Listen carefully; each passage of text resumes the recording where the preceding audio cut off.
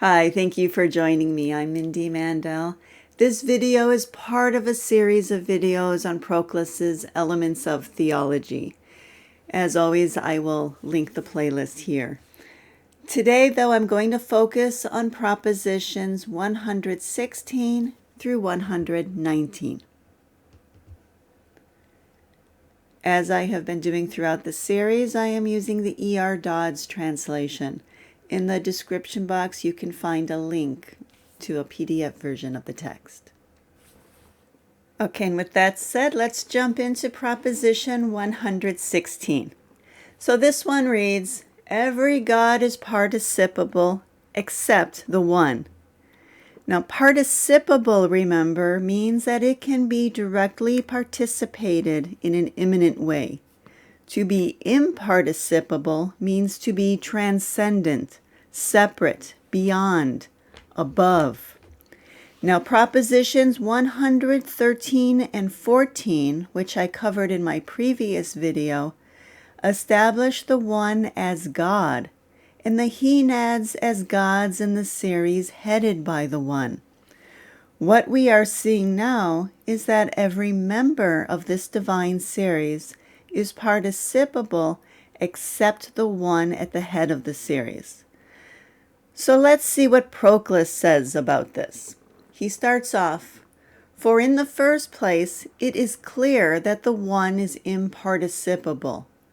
Were it participated, it would thereby become the unity of a particular, and it would cease to be the cause both of existent things and of the principles prior to existence. So what does this mean? If the one were participable, he says it would be the unity of a particular. Well, Dodds cites proposition 24. And here it is. All that participates is inferior to the participated, and this latter to the unparticipated. So this is the proposition that set up the hierarchy for each series. There is an unparticipated monad at the head of the series, and after that is the participable and then the participants. Now the line that Dodds is specifically referencing back in proposition 116 is this one in yellow. Again, the participated, being the property of one particular and not of all, has a lower mode of substance assigned to it than that which belongs to all and not to one. So it seems like he's referencing something that he had already discussed. Notice that the sentence starts with again. And that's because this idea was actually introduced in proposition 23, so that may have actually been the better citation. And I'm going to go there now. So this is the one that told us that the unparticipated produces out of itself the participated by giving something of itself. Now notice this longer sentence in yellow. Every participated term, on the other hand, becomes a property of that particular by which it is participated. And so it is secondary to that which in all is equally present and has filled them all out of its own being. And that primary is the monad at the head of the series. It gives its character to all the members of the series. The participated, then, is secondary to that. All right, I think it is clear enough that the monad at the head of the series is imparticipable. The more curious question here is why the henads are all participable. And that is what Proclus turns his attention to next. That with the other henads we reach the participable, we shall prove as follows. Okay, I'm going to read the whole paragraph and then I will talk about it. If after the first principle there be another imparticipable henad, how will it differ from the one? If it be one in the same degree as the latter, as the one itself, then why should we call it secondary and call the one primal? And if in a different degree, then relatively to simple unity, it will be both one and not one.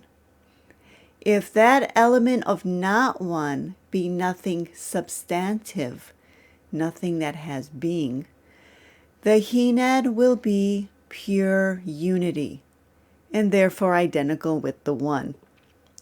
But if it be a substantive character other than unity, then the unity in the Henad will be participated by the non-unity. What is self-complete will then be this unity, whereby it is linked to the one itself, so that once more the God as God will be this component, while that which came into existence as not one exists as one by participation in the unity. Therefore, he concludes, every Henad posterior to the one is participable, and every God is thus participable.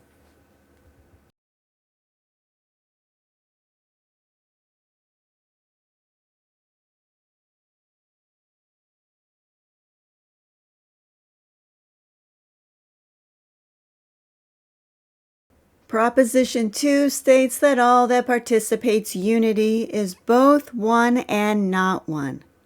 And unity here is the Greek to enos, which could translate as the one. Now a Henad is a oneness. It is not the one. Rather, it participates the one. It is one by participation, but it is also not one. And I want to pull out just one sentence from the body.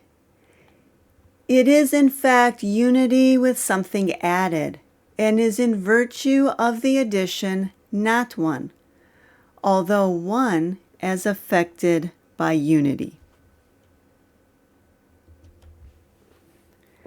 That something added is some substantial character, a hypostasis or a mode of being. Substantive means that the not one of it is some kind of being or substance. Each Henad carries some such character into the realms of being. Proclus hasn't told us, though, any of the specifics as to what exactly this means. So that is something that we need to look out for as we go forward. And this function of the gods will be developed as we go on.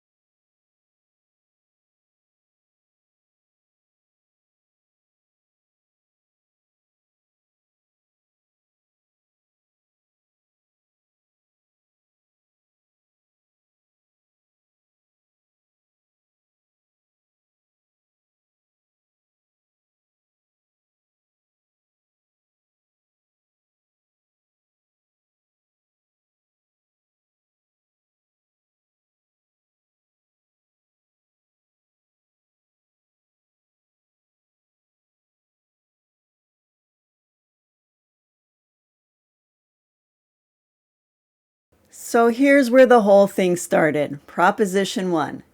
Every manifold in some way participates unity. And he started off the explanation by saying, for suppose a manifold in no way participating unity. So we're imagining a pure manifold with no unity at all to give it any kind of measure or shape. Neither this manifold as a whole nor any of its several parts will be one. Each part then will itself be a manifold of parts, and so to infinity. And of this infinity of parts, each, once more, will be infinitely manifold. For a manifold which in no way participates any unity, neither as a whole, nor in respect of its parts severally, will be infinite in every way and in respect of every part. Okay, so that is a look at a pure manifold. It is by participating in the one, then, that a manifold is given shape or limit. It becomes a thing instead of some kind of infinite blob. And so Henads, then, by imitating the one at the head of their series, also bring definition to whatever participates them. Now here's the rest of the explanation. By participation in it, even the indefinite acquires a unitary form. That is to say, it loses its indetermination or infinitude. And the more it has of unitary form, the less is it indeterminate or measureless. Thus, every manifold of existent things is measured by the divine Henads. I think this is pretty straightforward, but let me know in the comments if you have any questions. Now I'm going to go on to Proposition 118. This one reads, every attribute of the gods presubsists in them in a manner cognisant with their distinctive character as gods. And since this character is unitary and above being, they have all of their attributes in a unitary and supra-existential mode. There is a lot to unpack here. Dodds referenced two other propositions right here in the main statement. Proposition 113 was also cited actually in 117, but I didn't go back to it then, so we can look at it now. The whole number of the gods has the character of unity, and this is what started us off with this look at the gods. Dodds also cited Proposition 115, and this is the one that established the gods as what he calls supra-existential, meaning that they are metaphysically prior to or beyond even being. Now, technically that means that they are non-existent, yet because we can recognize their functioning, we can hardly say that they don't exist at all. What we say instead is that they have a mode of being. So whereas our physical world can be described as having a mode of existence in the sense of being a diminution of being itself, the gods have a mode of being in the sense of being more exalted than even being itself. Okay, going back to Proposition 118, we see that Proclus describes the gods as having all their attributes in a unitary and supra-existential mode. Now, to see how Proclus explains this, it would help to recall Proposition 65. This one might be easier to review in this way. I imagine you recognize this. I've used it a few times already. So Proposition 65 reads, all that subsists in any fashion has its being either in its cause as an origin of potency, and that's what you see at the top of the triangle here. It's pre-existent in the cause. Or it's as a substantial predicate, which is what you see down here. It's in its own station. Or by participation after the manner of an image, and that's when it's in the product. This same proposition, by the way, was used to develop Proposition 103. That one, you might recall, gives us a more convoluted use of what we're looking at now. Okay, but this is what Dodds is citing here and what Proclus was referring to. Okay, so looking at the explanation for Proposition 118, Proclus starts off, for if all attributes subsist in one of three ways, either by implication in their cause, or as substantial predicates or by participation, and that's what we were just looking at. And we see that the divine order is the first order of all. Then we have to ask what follows from that. So Proposition 65 showed us that there were three possibilities, But if the gods are the first order of all, then we want to see what follows, and that's the rest of the sentence. The gods will have no attribute by participation, but all as either substantial predicates or as implicit in their causality. So the gods exist as substantial predicates, but they're also causes to whatever character they bestow. And then he goes on. Now, besides their substantial predicates, those attributes which the gods pre-embrace as causes of all things are pre-embraced by them in a manner conformable to their unity. For every sovereign principle which is related as cause to secondary existences contains the cause of the inferior order in the mode which is proper to its own nature. To better understand what this means, I want to go to Proposition 18. And 18 states that everything which by its existence bestows a character on others, itself primitively possesses that character which it communicates to the recipients. And there's just one sentence I want to pull out here. Thus, the character, as it pre-exists in the original giver, has a higher reality than the character that is bestowed. It is what the bestowed character is, but it's not identical with it, since it exists primitively, and the other only by derivation. So bringing that back to Proposition 118, we see that the gods pre-embrace their respective characteristic in a way that is proper to their mode of being. And the conclusion this brings us to is the last sentence here. Thus, the gods have all their attributes in a unitary and supra-existential mode. Now, the last in this video, but certainly not least, is Proposition 119. And this one is going to prove significant. It reads, the substance of every god is a supra-existential excellence. So he's building on this idea of being supra-existential, of having a mode of being that is more exalted than even being itself. But now he's adding the idea of being an excellence. He, meaning every god, has goodness neither as a state nor as part of his essence. For both states and essences have a secondary and remote rank relatively to the gods. But each god is supra-existentially good. Basically, when you are talking about states or essences, you are talking about what either has or is being. But the gods are beyond being.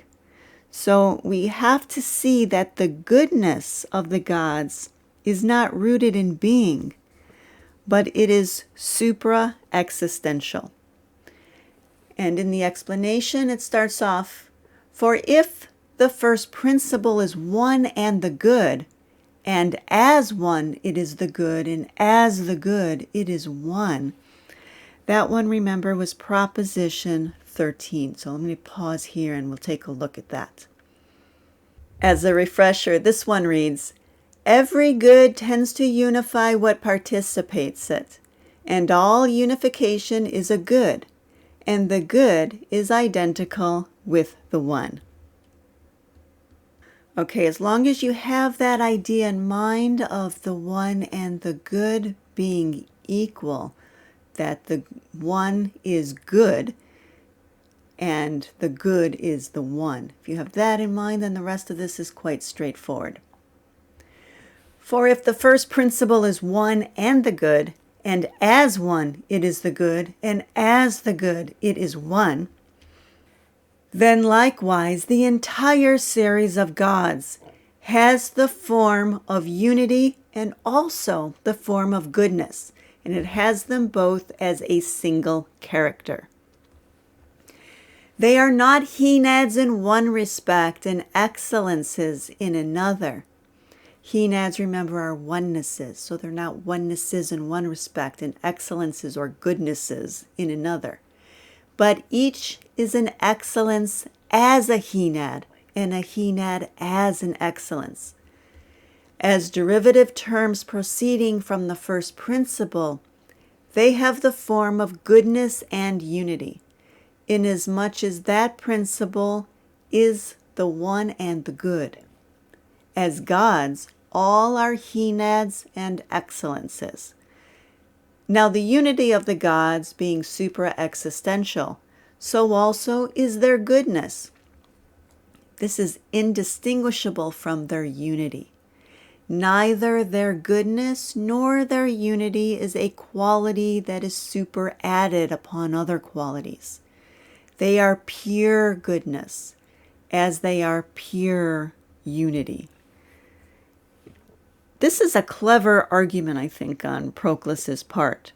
So if the one and the good are equal, and the gods are onenesses, then they must also be goodnesses.